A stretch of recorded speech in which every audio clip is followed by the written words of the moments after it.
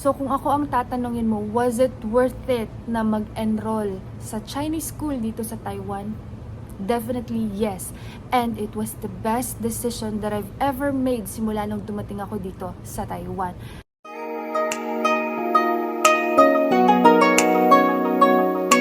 Guys, nandito ako ngayon sa Chongyan University. So ngayon nandito ka kasi you're asking, worth it ba gumastos at worth it bang mag-enroll sa Chinese schools dito sa Taiwan? So, isa-isahin natin.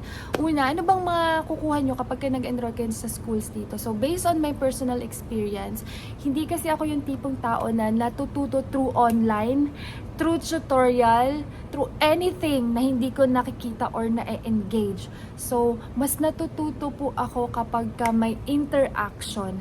Kaya, kung ako po ang tatanungin nyo, yes, it was the best decision that I've ever made simula nung dumating ako dito sa Taiwan. Hindi lang naman sa Chinese school ka pwedeng mag-aral ng Mandarin eh. There are a lot of ways. Kahit yung mga small language learning centers, marami dito sa Taiwan. Depende kung saan ang lugar mo. Meron din, you can always opt to find your own personal tutor. Pero syempre, mas mahal siya. And gaya nga sa akin, mas natututo kapag may engagement. Kaya parati ko pinipili yung group classes. At syempre guys, kailangan mo i-prepare yung sarili mo kasi kung decided ka na talaga, you have to invest not only money, your time at yung effort mo. Kaya when it comes to choosing kung saan mo gusto mag-aral, make sure na yung distance between your home or your work papunta doon sa school na papasukan mo is hindi ganun kalayo. Kasi I remember before nung nag-aaral ako, kailangan ko mag-commute about 1.5 hours hanggang 2 hours, depende pa yan kung maabutan ko yung bus o hindi. So, ang nangyayari, kapag hindi ko naabutan yung bus, syempre na-relate ako, hindi ko na maabutan yung klase. So, sayang kasi syempre bayad na siya. And syempre, group classes siya. Hindi naman ako pwede antayin ng mga classmates ko kasi syempre may mga kanya-kanyang oras naman tayo sinusunod. So, sayang yung oras na dapat na nakaupo ka na at nakikinig ka na sa teacher mo. So, ano nga ba yung mga factors na kinonsider ko bago ako mag-enroll sa Chinese school dito sa Taiwan? Una, ano ba yung mga future goals ko? Pangalawa, ano ba yung priorities ko? Pangatlo, syempre yung location na papasukan ko.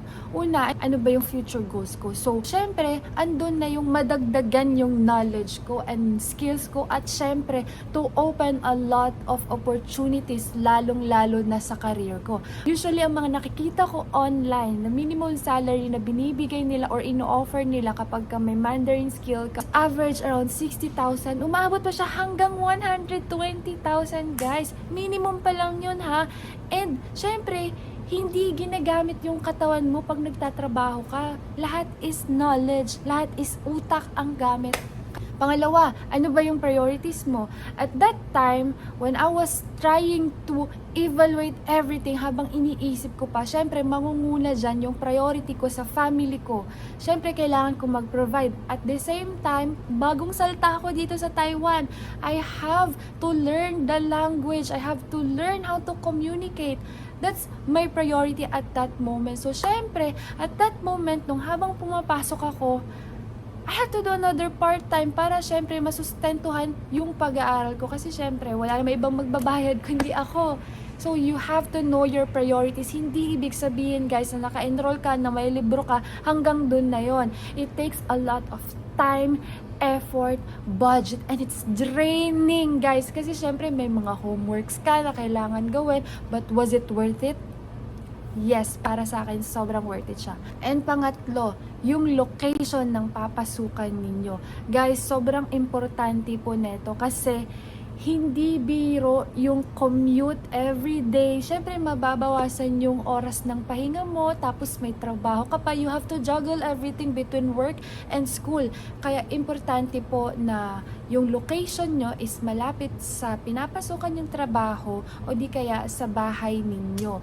And guys, when it comes to location, and kung kayo yung tipong taong nahihirapan mag-commute or it's really not possible kasi sobrang walang malapit sa inyo na school or any learning center, guys, you can always opt to find a private tutor online. Kung natututo kayo online, then why not? Then go for it. There are a lot of options. Kaya nga, gaya ng sinabi ko nung una, you have to know your priorities. Dapat alam mo kung ano yung mga dapat na bagay na uunahin mo. So, dapat bago ka palang pumasok, dapat alam mo na kung ano yung gusto mong mangyari. So, ang tanong, magkano nga ba? Ipa-flash ko dito guys, eto yung kanilang rate per semester. Hindi pa po kasama dyan yung libro.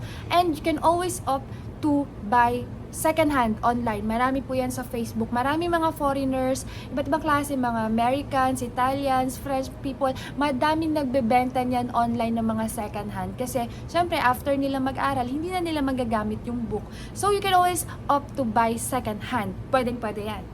And guys, hindi ibig sabihin na you've already done the first semester, expect mo na magaling ka na or fluent ka na makapagsalita ng Mandarin. No po, you have to set your expectation then na it doesn't work that way. Kailangan mo lang talagang i-apply siya sa pang-araw-araw mo, yung pagsasalita ng Mandarin. Kasi after 3 months, kasi 3 months lang ako nag-aral. After 3 months, I wasn't fluent when it comes to talking. Nahihirapan ako. But, pagdating sa time na may nakikipag-usap sa akin na Taiwanese, guys, sobrang napaproud ako sa sarili ko kasi naiintindihan ko yung sinasabi nila or yung ine-explain nila sa akin than before.